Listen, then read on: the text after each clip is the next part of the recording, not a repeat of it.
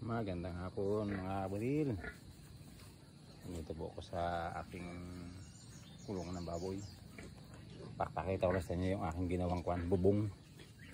Nagpalit kasi ako kanina eh. Yan po oh. Yan. Pinalitan ko po bago yung kabilaan na yun. Bukas na po yun.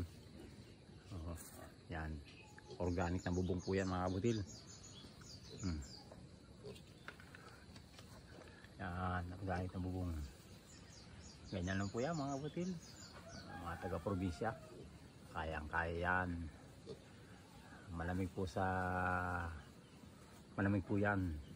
At siyempre malamig po sa hayop. Lalo sa baboy. Ayan po, litsuli na oh. Ang butil ano. Ayun.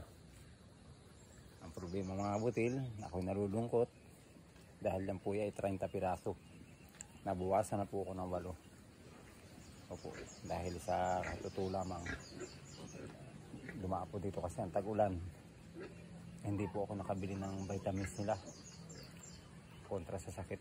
Ngayon nangayaya sila iba na malaria.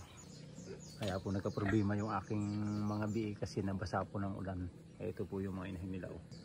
Muli, pagpalang araw sa ating lahat.